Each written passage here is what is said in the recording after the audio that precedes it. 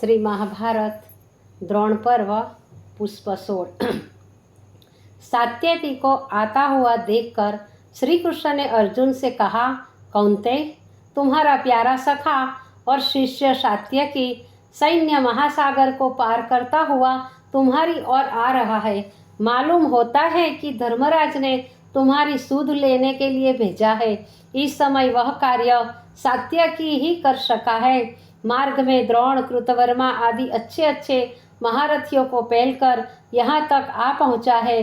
तब अर्जुन ने असंतोष प्रकट करते हुए कहा, सात्यकी को देखकर हमें प्रसन्नता के बजाय चिंता उत्पन्न हो गई, क्योंकि आज धर्मराज की रक्षा का भार इन्हीं के सुपर्द था। इनके यहाँ चले आने पर हमें धर्मराज की तो कुशलता में संशय है, दूसरे इनका आना मेरे लिए भी लाभदायक सिद्ध नहीं हुआ, क्योंकि इस समय सात्यकी और इनके घोड़े थके हुए हैं।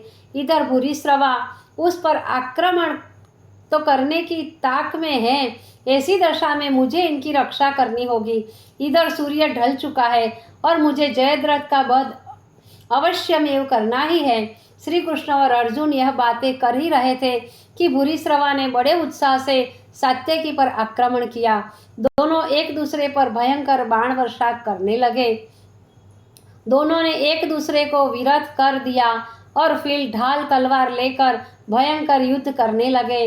अंत में लड़ते लड़ते जब तलवारें भी टूट गई तो दोनों मल्ल युद्ध करने लगे। मल्ल युद्ध में दोनों ही पूर्ण कुशल थे। मल्ल युद्ध की समस्त तो कलाबाजियों को उपयोग में लाकर एक दूसरे को पछाड़ने का अवसर देखने लगे। अंत में भूरिश्रवा ने सात्यकी को उठाकर पृथ्वी पर पटक दिया और छाती में लात मारकर उसके बाल पकड़ लिया और उसे पृथ्वी में घसीटने लगा तथा तलवार निकालकर सात्यकी का सर काटने का उद्यत हुआ। उस समय श्री कृष्ण ने अर्जुन से कहा, पार्थ, तुम्हारे प्रिय शिष्य को भूरिश्रवा मारना ही चाहता है। तब अर्जुन ने कहा, वासुदेव, यद्यपि इस समय हमारा मनोबल जयद्रथ के वध में लगा हुआ है, तथापि प्रिय सखा सात्यकी की रक्षा अवश्य करेंगे।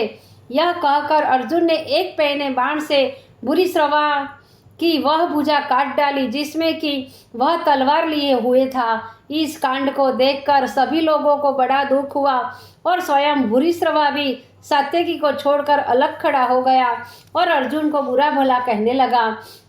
भूरिश्रवा ने कहा, अर्जुन, तुम नीति के विशेषज्ञ समझे जाते हो, फिर भला दूसरे से युद्ध करते समय तुमने मुझ पर प्रहार क्यों किया?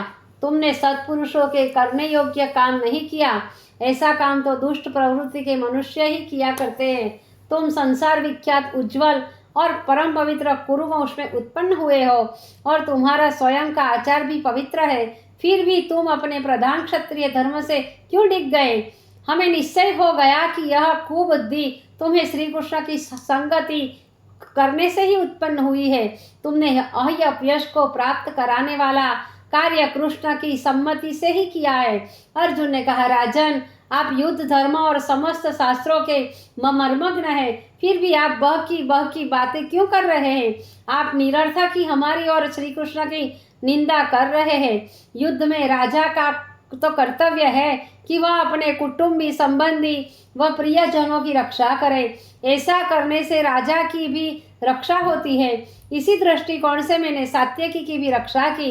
यदि मैं युद्ध क्षेत्र में सात्यकी को अपने समक्ष बद्ध होते देखकर भी उसकी रक्षा न कर सकता तो पाप का भागी होता।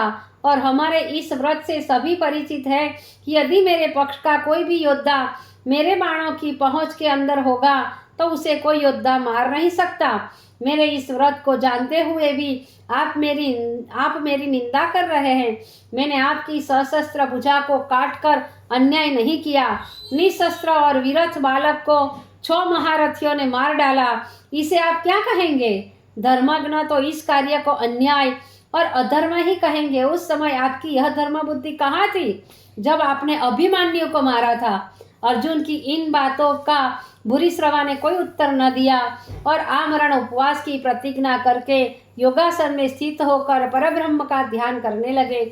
उसी समय सभी कौरव सात्यकी की घोर निंदा करने लगे, लेकिन सात्यकी ने ललकार कर सबसे कहा कि मेरी यह प्रतिज्ञा है कि यदि कोई मेरा तिरस्कार करके मुझे जीवित अवस्था में पृथ्वी में घिसेटेगा उसका मैं अवश्य वध करूंगा।